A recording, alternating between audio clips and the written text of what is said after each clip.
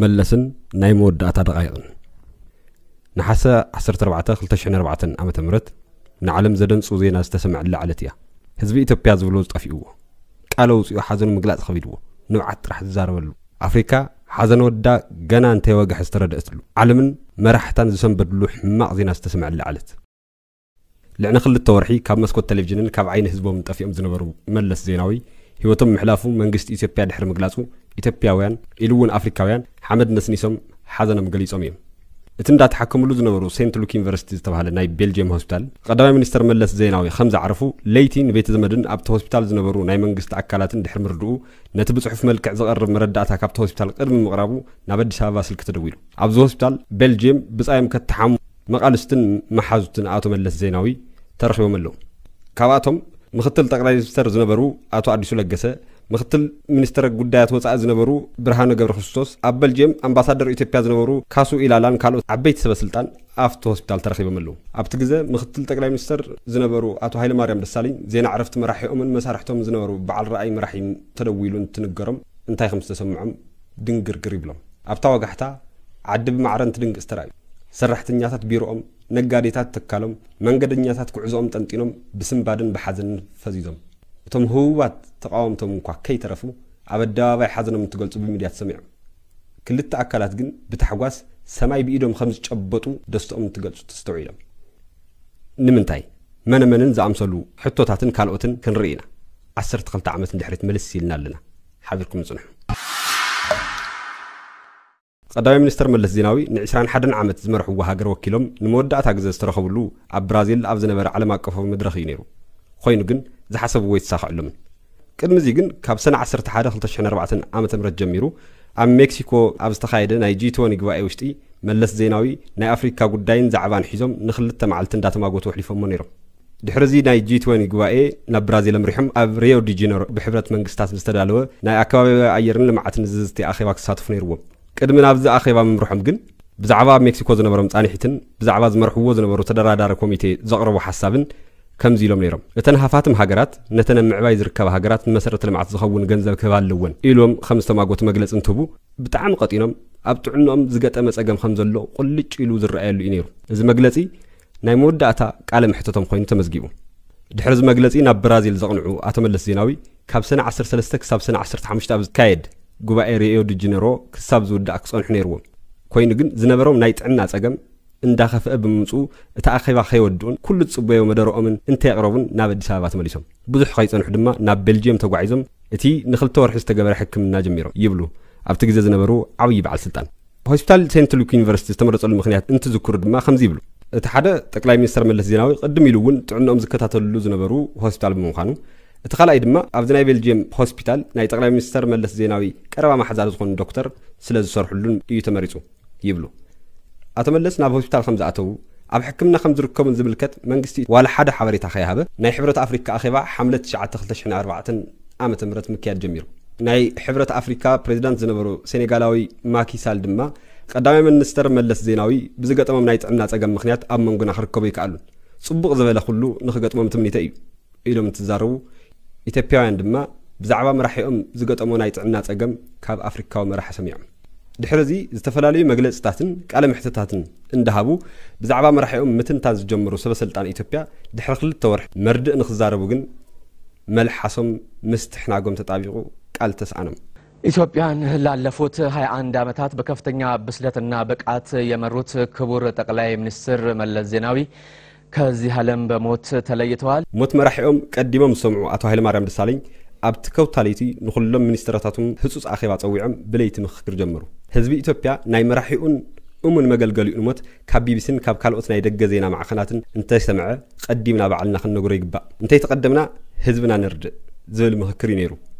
በዚ መሰረት ድማ እቲ ብቴሌቪዥን ኢትዮጵያ ኢቲቪ ዝተነገረ ዜና ብጽሑፍ ምድላው ተጀሚሩ ይብሉ ኣብቲ ግዜ ዝነበሩ ሓደ ሚኒስተር ንጉህ 12 ሰዓት እንትብል ድማ እቲ ዝተዳለወ ጽሑፍ ብዜና ተመሓላሊፉ ሃገራት መራሕቶም እንተዓርፉ ዝኽተልዎም ፕሮቶኮላት ኣለዎ እዮም بريزيدنت ويد ما قدام مينستر انت موت اتمرد نهزب يزنقروا بعد السلطان بمختلنت معرق نتهاجر زي ما حدروا بعد السلطان مختل قدام مينستر مختل بريزيدنت افغواي يتماجرشوم قالوتن عبيت مينسترات انت موت دما زين عرفتم نهزب زردو اتم قدام مينستر ويد ما اتم بريزيدنت تهاجريم ازيت بروتوكول ابت غزا زنبر منغستي ኢትዮጵያ ግን ናይ አተመለስ ዜናዊ ዜና عرفتن ህዝብን ዘርድኡሉ መንገዲ በቲ ፕሮቶኮል መሰረት እንተይኮነ በሓደ ዜና መንበብ እዩ ንኽንገር ገይሩ ኣብቲ ግዜ ዝነበሩ በዓል ስልጣን ሽዑ ብዝነበረ ስምባድን ጭንቀትን እቲ ክፍጸም ዝግብኦ ፕሮቶኮል ንምሕሳብ ተሪፉ ንምዝካር እኳ ዝኽእል ዓቕሚ ይነበረናን ይብሉ እትፈላማይ ነገር ህዝብና ናይ ምርሒ ሞት ካብ ናይ ወፃኢ ሚድያታት ከይሰምዐ ባዕልና ክንነግሮ ለና ዝብል ጭንቀት ቀጽሉ ድማ ዜና عرفت አተመለስ ዝፈጥሮ ስምባደ መግለጽ ጽሒፍና ካብ ማህብ ወፃኢ ዝህሉ ፕሮቶኮል ንኽንዝክር ዝፈቅደ ይነበረን ይብሉ ድሕሪኡ ናይዞም ቀዳማይ ሚኒስተር ሞት ዝተነገረላ ቤልጅየም ተበስልጣናታ ኾኑ እቲ ሆስፒታል ትማል ምሸት ብኢንፌክሽን ምክንያት ህይወቶም ክሓልፍ ኽኢሉ ኣሎ ዝብል መግለጽ ሂቦ ናይ ኢትዮጵያውያን ሓዘን ደረተ ይነበሩ ኩሉ ዳስተኺሉ ምሕዛን ዝጀመረሉ ኣብታ ረፋድ ሳይ ነይሩ ኩሉ ዓይነታት ስራሕ ጠጠው ኢሎም ምልእቲ ዓዲ ናይ ሓዘን ዳስ ኮይና ዝተረኣዝሉ ኣብታ ዝኸፈአት ሶሉስ ረፋድ እዩ ነይሩ እዛ ሶሉስ ረፋድ ንኽልተ ኣካላት ግን ምንጭ ተሓጓሶም ኮይና እቲ ሓደ አልሸባብ ዝተባሃለ ናይ ሽብር ጋንታ እንትኸውን እቲ ካልኣይ ድማ ናይ ጉንበት ሸውዓተ ናይ ፕሮፓጋንዳ ክፍ ዝኾነ ሸባር ጋንታ እዩ አልሸባብ መግለጽ አውጽዩ ናይ አቶ መለስ ሞት ንዓና ሹሻ እዩ ኢሉ ናይ ጉንበት ሸውዓተ ፕሮፓጋንዳ ክንፍ ድማ ኣብ ትረፋድ ጻዕዳ ሸሚዝ ተኸዲኖም ኣብ ኢሳት ቴሌቪዥን ቀሪቦም ኳዕደስ በለካ ኳ ሓጎስና እንዳተባሃሉ ሓጎሶም ገሊጾም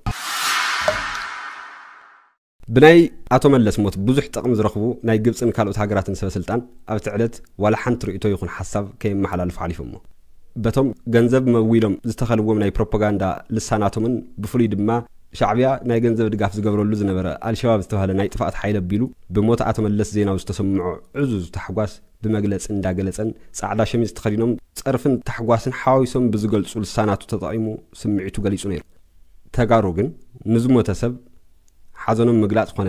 ምልቃስ ሞራላውን ባህላውን ተግባሮም ብምዃኑ ሓዘኖም ካብ ምግላጽ ኣይተቆጠቡን ኣብቲ ግዜ ንኣቶ መለስ እንዳተሓማሙ እንዳተኸናኸኑ ዝነበሩን ምስ መንግስቲ ኢትዮጵያ ብቐጥታ ዝራኸቡ ዝነበሩን ግለሰባት መብዛሕትኦም ከም ዝብልዎ ኣቶ መለስ ኣብቲ ሆስፒታል ኣብ ዝነበሩሉ ወቅቲ ዳሕና ዝኾኑሉን ቁሩብ መምሕያሽ ዘርእዩሉን ግዜ ነይሩ እዩ ኣብተን ግዜታት እቲአን ድማ ቀዳዲሞም ናብ ኢትዮጵያ ብተደጋጋሚ ይድውሉ ምንባሮም ይምስክሩ ካብቶም ነናሻዕ ደጋጊሞም ዝድውሎም ዝነበሩ ግለሰባት መንጎ ድማ ንህዳሴ ግድብ ብሓላፍነት ዝመርሑ ዝነበሩ ምሁራትን ሰበስልጣናትን እንትኾኑ ነቶም ኣብቲ ግዜ ናይ ኣምሓራ ክልል ፕሬዝዳንት ዝነበሩ ኣቶ ኣያልነህ ገብረዘይ እውን እንዳደወሉ ብዛዕባ እቲ ዘሎ ክራማት ናይ ተሓረስታይ ዝራእትን ደጋጊሞም እንትሓትዎም ትዝ ይብለኒ ይብሉ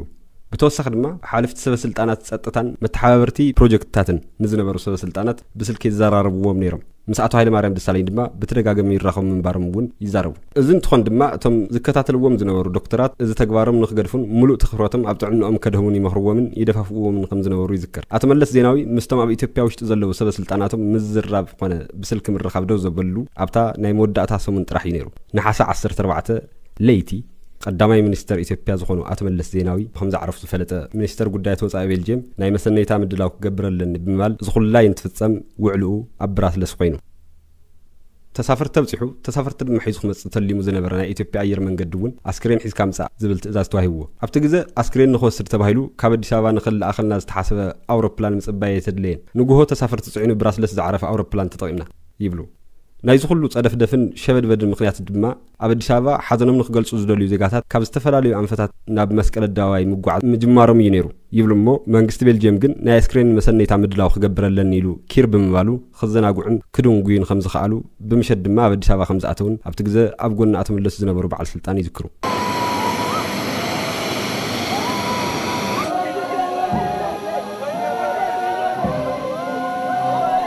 አቶ መለስ ዜናዊ ኣብ 57 ዓመቶም ተዓርፉ ኣብቲ ግዜ ዝነበሩ ሚድያታትን ሰሙያን ብጠቕላላ ኣብ ኢትዮጵያ ኢሉ እውን ኣብ ቀርኒ ኣፍሪካ ዓብይ ዝበሃል ክፍተት መሪሕነት ክፍጠር ከም ዝኽእል ደጋጊሞም ይገልጹ ነይሮም ምማቶም ንኣፍሪካ ኾነ ንኢትዮጵያ ዓብይ ኪሳራ እዩ ዝብሉ ተዓዘብቲ ንዖም ተኪኦም ናብ ስልጣን ዝመጹ አቶ ኃይለ ማርያም ደሳለኝ ናይ መሪሕነት ልምዲ ኾነ ክንዲ ናይ አቶ መለስ ዝኣክል ናይ መሪሕነት ተፈጥሮን ብቕዓትን ስለ ዘይብሎም ናይ ሃገር ሰላም ይኹን ልምዓት ንኽቐጽልዎ ኣይኽእሉን ዝብል ሓሳብ ይደጋግምዎ ነይሮም አልጀዚራ ናይ ሶማሊያ ናይ ሽብር ሓይልታት ብምቅላስ ይኹን ንሱዳን እውን ሰላም ብምግባር ዝለዓለ ዓብይ ተራ ዝነበሮም አቶ መለስ ዜናዊ እንትሞቱ ነዚ ክፍተት ዝመልእ ኣካል ካብቲ ቀጠና ደጊሙ ዝርከብ ይመስለኒ ገሊጹ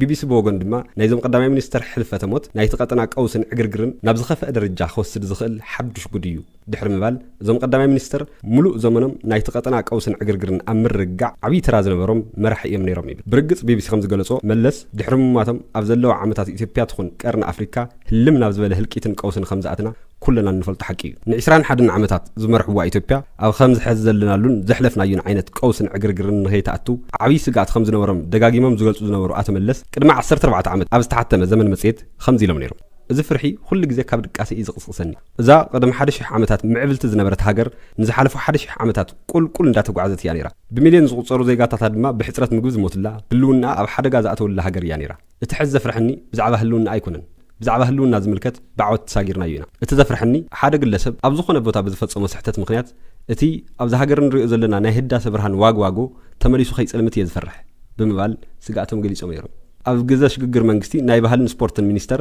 ምክትል ሚኒስተር ዝነበሩን ድሓር ድማ ብኣቶ መለስ ውሳነ ምክንያት ብዘይ ኣግባብ ካብ ሓላፍነት የተላዕለ ዝብሉ ኣቶ ተስፋይ ፊቻላ እተብላዕሊ ዝተገለጸ ሓሳብ ብተደጋጋሚ ካብ ኣቶ መለስ ብእዝነይ ሰሚዑ እየ ይብሉ